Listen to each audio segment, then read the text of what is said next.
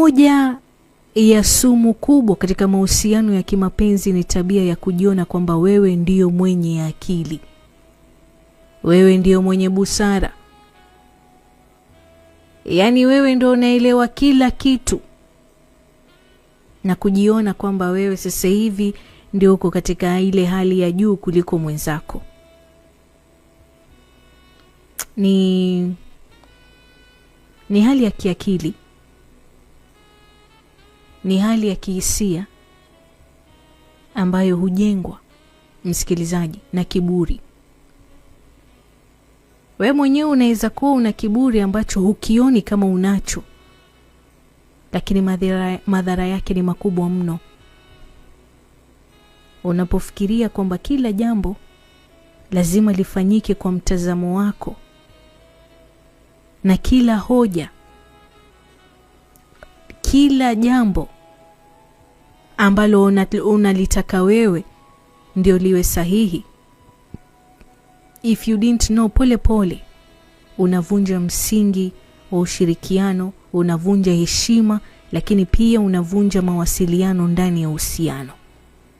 Kwanza kabisa, ikiwa wewe ni mtu ambaye hupendi kusikiliza upande wa mwenzako, ishara ya kwanza kwamba unaharibu mahusiano. Kila mpenzi wako anapojaribu kueleza mtazamo wake, unakata kauli ama unampinga kabla hatajamaliza. Hii inaonyesha kwamba unathamini ushindi wa hoja kuliko hata kuelewana. Matokeo yake nini? Mpenzi wako anaanza kuona kwamba hakuna umuhimu wowote, yani haoni umuhimu wowote wa kuzungumza na wewe. Lakini kimya chake pole pole kinaanza kujenga ukuta wa kihisia kati yenu nyinyi wawili. Kwa hivyo kama una tabia kama hiyo, tafadhali acha. Ishara nyingine ni kwamba unatafuta makosa zaidi kuliko suluhisho. Yaani watu wanaojiona wako sahihi kila wakati huwa na tabia ya kuchunguza kila kosa la mpenzi wake, badala ya kuuliza, tunawezaje kutatua hii hali mpenzi wangu? Lakini yeye ama wengi wao wanasema, nilikwambia tangu mwanzo.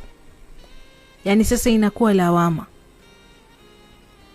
Ama sasa anakuelekezea kidole cha lawama. Nilijua tu mimi, nilijua hayataisha salama, utaharibu tu. Kauli hiyo.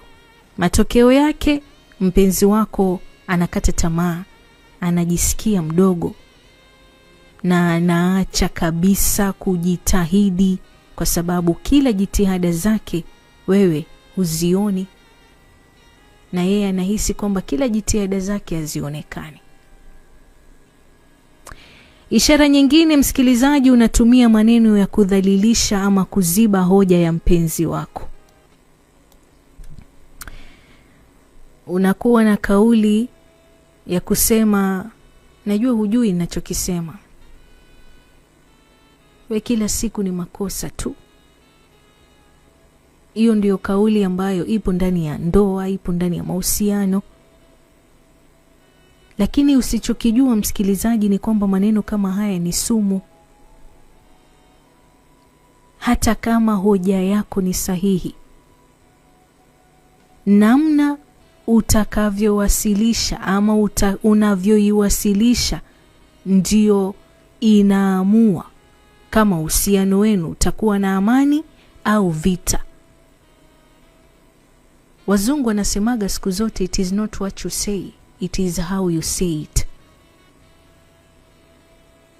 Kama ulikuwa hujui, kudharau ama kudharauliana kunaua heshima ya ndani kabisa. Kwa hivyo kuliko dharauliana ama wewe kumdharau mpenzi wako kila wakati, huwa unafanya ule upendo ambao umejengeka taratibu unakosa thamani, unashusha thamani. Ishara nyingine msikilizaji ni kwamba hutaki kuomba msamaha. Yaani msamaha kwako bomu risasi kabisa. Hata pale unapojua kabisa kwamba hapa kuna makosa ama nimekosea. Wale watu wote wanaojiona wako sahihi kila mara huona kwamba msamaha ni udhaifu. Lakini ukweli ni kwamba kuomba msamaha si udhaifu, ni ukomavu wa kihisia.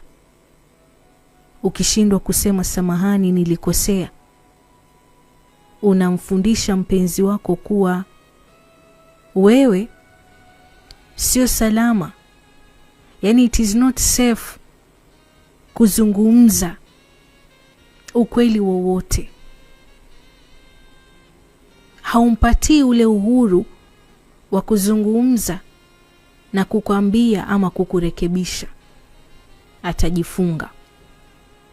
Lakini ishara nyingine msikilizaji ni kwamba unataka maamuzi yote yafanywe kwa mtazamo wako. Hata jambo dogo kama chakula.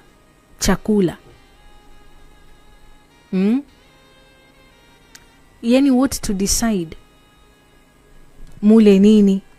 Labda safari mnataka kwenda wapi? Inakuwa ni tatizo. Malezi ya watoto.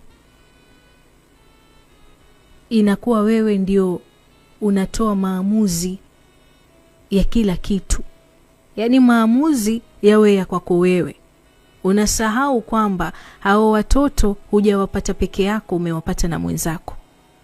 Hata kama ni kwenye chakula, huenda ikawa maskini mpenzi wako ana allergy ya hicho chakula, lakini kwa sababu ndio ushatoa uamuzi, leo hapa kuna pikwa wali na mchikicho ama sima na mchikicho, utaki kujua mchikicho huo italeta kiungulia kwa mwenzako. Hapana, kwa sababu ni maamuzi yako, ndio basi inakuwa basi. Mpenzi wako akitoa labda ama anapotoa wazo tofauti, unalitupilia mbali.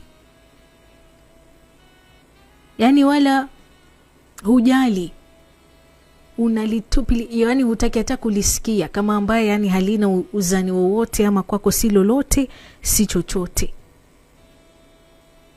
Kama ulikuwa hujui, mwisho wake msikilizaji unakuwa wewe anapopata nafasi ya kukusengenya atasema mke wangu ni dikteta.